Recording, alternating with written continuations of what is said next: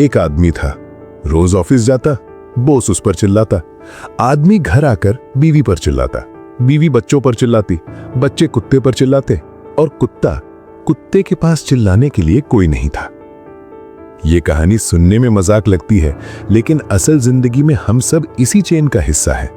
कोई हम पर चिल्लाता है, हमारे अंदर गुस्सा उठता है, हम उस गुस्से को कहीं और उंडेल देते हैं। कोई हमें धोखा देता है, हमारे अंदर शक बैठ जाता है, हम हर रिश्ते को उस शक से देखने लगते हैं। कोई हमें फेल कर देता है, हमारे अंदर डर घर कर जाता है, हम कोई नया काम ही नहीं करते। सवाल यह है, क्या हम वो हैं जो हमारे साथ हो रहा है? क्या हम वो गुस्सा है, वो डर है, वो शक है, या फिर हम कुछ और हैं? आज स्टोइक अस्त्र के पहले एपिसोड में मैं तुम्हें सिखाऊंगा एक ऐसा हथियार जो तुम्हें इन सब इमोशन से अलग कर देगा, जो तुम्हें बनाएगा शतरंज का खिलाड़ी, मोहरा नहीं। नाम है स्ट्रेटेजिक डिसोसिएशन। हम सब मोहरे क्यों बन जाते हैं? देखो, हमारी परवरिश ही ऐसी होती है। बचपन से हमें सिखाया जाता है, ये तुम्हारा दर्द है, ये तुम्हारी जिम्मेदारी है, तुम्हें रोना है, तुम्हें झेलना है। हर भावना को हम अपना मान लेते हैं। गुस्सा आया तो हम गुस्सा है, डर लगा तो हम डर हैं, चिंता हुई तो हम चिंता है। और यहीं पर असली गलती होती है। जब तुम अपने इमोशन के साथ अपनी आइडेंटिटी जोड़ देते हो तो तुम उस इमोशन के गुलाम बन जाते हो। फिर कोई बात करे तो गुस्सा आता है और तुम वही करते हो जो गुस्सा कहता है। फिर सोशल मीडिया पर कोई ताना मारे तो डर लगता है और तुम वही करते हो जो डर कहता है।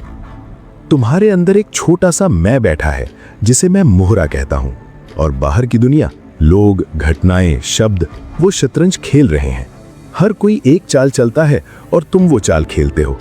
अगर कोई गाली दे दे तो तुम गुस्सा हो जाते हो, अगर कोई इग्नोर कर दे तो तुम बुरा मान जाते हो।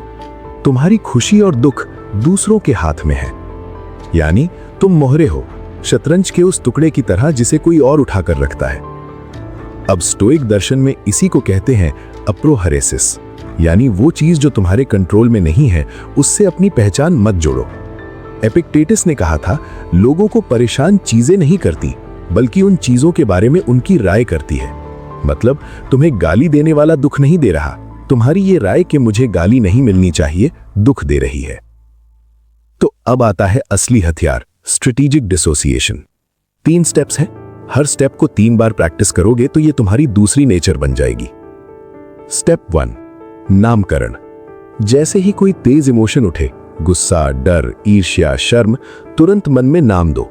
ये गुस्सा है, ये डर है, ये ईर्ष्या है। बस इतना। मत कहो मैं गुस्सा हूं। नाम देने से तुम और इमोशन के बीच एक छोटी सी दूरी बन जाती है। ये न्यूरोसाइंस भी है। जब तुम इमोशन को नाम देते हो तो दिमाग का एमिगडाला, अलार्म सिस्टम, शांत होने लगता है। स्टेप 2, प्रेक्षक की कुर्सी। अब कल्पना करो तुम सिनेमा हॉल की आखिरी पंक्ति में बैठे हो। सामने बड़ी स्क्रीन है। उस स्क्रीन पर तुम्हारी जिंदगी की फिल्म चल रही है। वो किरदार जो तुम हो अभी गुस्से में चिल्ला रहा है, या डर से सहमा है, या ईर्ष्या से जल रहा है। तुम उसे देख रहे हो। बस देखो, जज मत करो, ये सही है या गलत मत सोचो, बदलने की कोशिश मत करो, सिर्फ देखो, जैसे कोई फिल्म देख रहा हो। इस एक्सरसाइज से तुम्हारा दिमाग थैलेमस से प्रीफ्रंटल कॉर्टेक्स, यानी जहां सोच समझ होती है, शिफ्ट हो जाता है।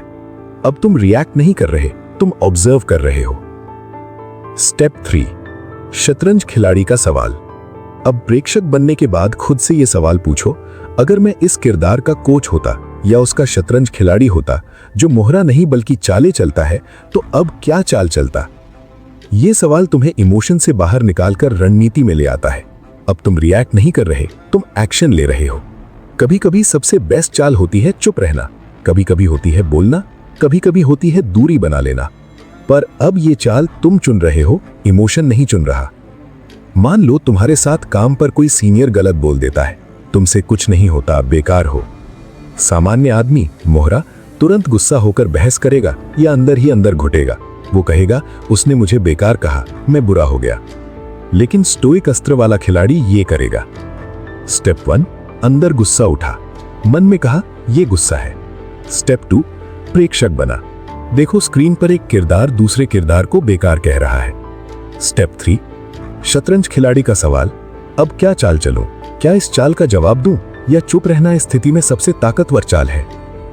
अब अगर तुम चुप रहने का फैसला करते हो तो वो चुप्पी डर की नहीं, रणनीति की होती है। तुम्हारे अंदर कोई टूटा नहीं है, तुमने सिर्फ एक चाल चली है।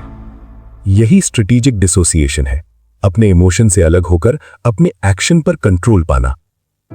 अब यहां एक बहुत बड़ा सवाल आता है, क्या यह डिसोसिएशन मुझे रोबोट बना देगा? क्या मैं भावनाओं को मार दूं? नहीं भाई, ये गलतफहमी है। स्टोइक कभी भावनाओं को मारने की बात नहीं करते। वो कहते हैं भावनाएं आएंगी, लेकिन तुम उनके गुलाम मत बनो। तुम गुस्सा महसूस कर सकते हो, लेकिन गुस्से में किए गए एक्शन तुम्हारे कंट्रोल में हो। तुम डर महसूस कर सकते हो, लेकिन डर की वजह से पीछे हटना या ना हटना तुम तय करो। जैसे बारिश हो रही है, तुम भीग सकते हो, लेकिन तुम बारिश नहीं हो। तुम वो हो जो छाता ले सकता है या भीगने का फैसला कर सकता है। डिसोसिएशन का मतलब भावनाओं को मारना नहीं, बल्कि उनसे दूरी बनाकर आजादी पाना है। यह हथियार सिर्फ सुनने से नहीं चलेगा, रोज प्रैक्टिस करनी होगी। मैं तुम्हें एक 5 मिनट का डेली रूटीन दे रहा हूं, सुबह उठते ही करना। 1. आंखें बंद करो। पिछले 24 घंटे में कोई एक ऐसी घटना याद करो जहां तुम इमोशनल हो गए थे। गुस्सा, डर, ईर्ष्या, शर्म। उस घटना को स्क्रीन पर चलती फिल्म की तरह देखो, जितना डिटेल में हो सके। अब उस फिल्म को रोको, उस किरदार जो तुम थे को देखो। खुद से पूछो, अगर मैं उस किरदार का शतरंज खिलाड़ी होता तो उस वक्त क्या अलग चाल चलता? इस नई चाल को मन में 2 बार रिहर्सल करो। हर दिन एक घटना। 21 दिन करोगे तो ये तुम्हारी सोच का हिस्सा बन जाएगा। तो आज से शुरू करो। जब भी कोई इमोशन उछले, रुको, नाम दो, प्रेक्षक बनो और फिर खिलाड़ी वाला सवाल पूछो। पहले दिन अजीब लगेगा, 10वें दिन तुम पाओगे कि तुम वही आदमी नहीं रहे। यह है स्टोइक अस्त्र का पहला हथियार, स्ट्रेटेजिक डिसोसिएशन। अगर यह वीडियो तुम्हें गहराई से छू गया तो लाइक करो, सब्सक्राइब करो और बेल आइकन दबाओ ताकि अगला हथियार भी सीधे तुम्हारे पास पहुंचे। अपना ख्याल रखना और याद रखना, तुम मोहरे नहीं हो, तुम शतरंज खिलाड़ी हो।